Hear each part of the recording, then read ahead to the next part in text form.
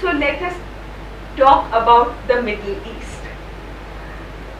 It was interesting that both the previous speakers used the term Middle East and also West Asia.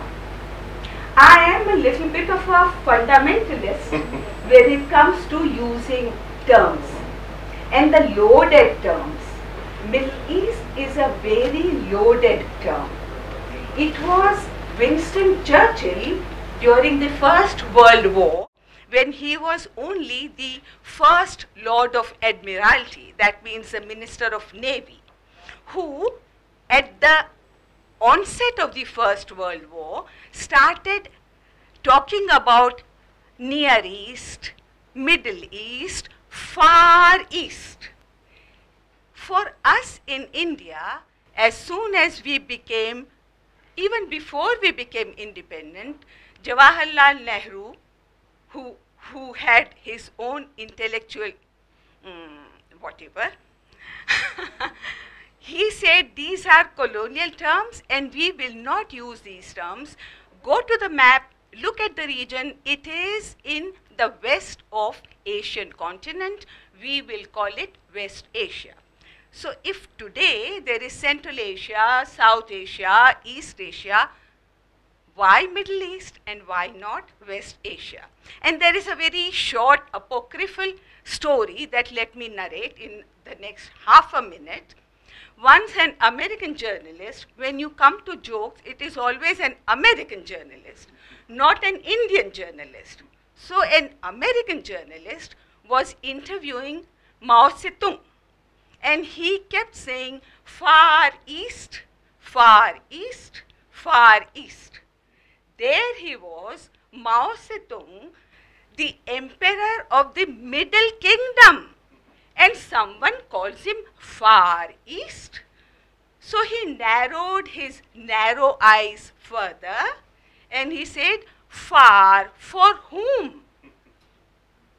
So there is no Far East today, there is East Asia, and so should there be West Asia.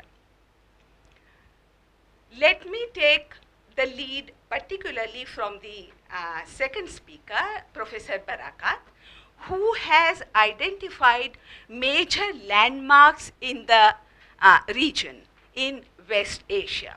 So I take this history as given, and what I do is take a bird's eye view on the situation as it is on the ground today. Daesh, number one. Mosul is gone, Tikrit is gone, Ramadi is gone, and counting. It's expanding. And not many people know, but in Gaza today, Hamas is being challenged by Daesh.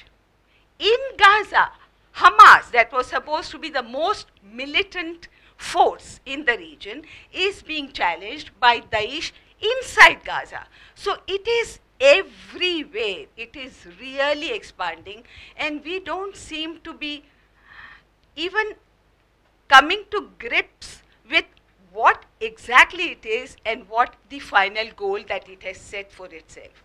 Daesh. Saudi Arabia. The king who became the king a few months back,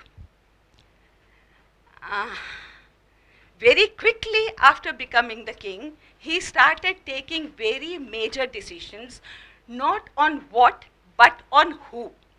Number one, he removed his crown prince and he made Muhammad bin Naif, his brother's son, the crown prince.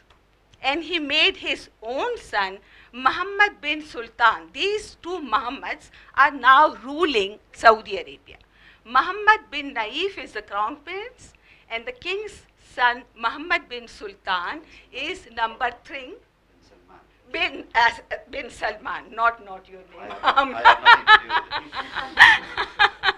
Muhammad bin Sultan, again.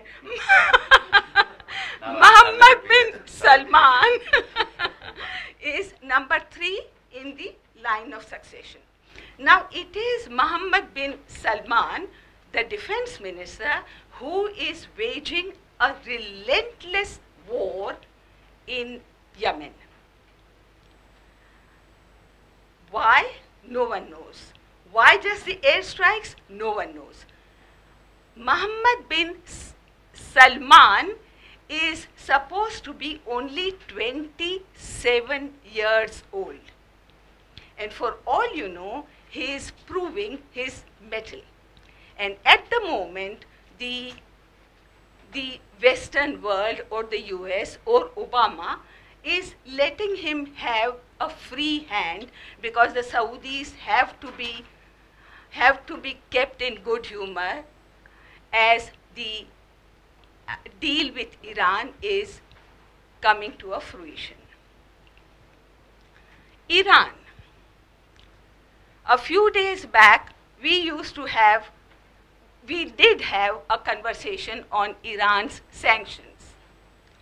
And Shebonti said these sanctions would either stay, or they'll be lifted, or they'll stagger. I said, Shebonti, there is a fourth. They would unravel, and they are unraveling. No one is going to wait for what the US Congress decides to do once the deal is done, and the deal probably will be delayed, but it will be done. Whatever reservations we may have, but the deal will be done.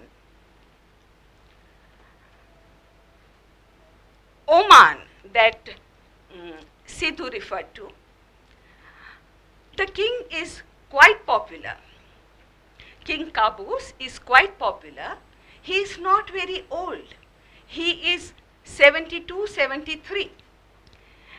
And he suffers from an illness that they have never made public what, but probably cancer. He was in Germany for 8 long months. And even then, his grip on the Omani politics never loosened. He has come back after an 8-month absence in Germany. He is alive, but he is not well.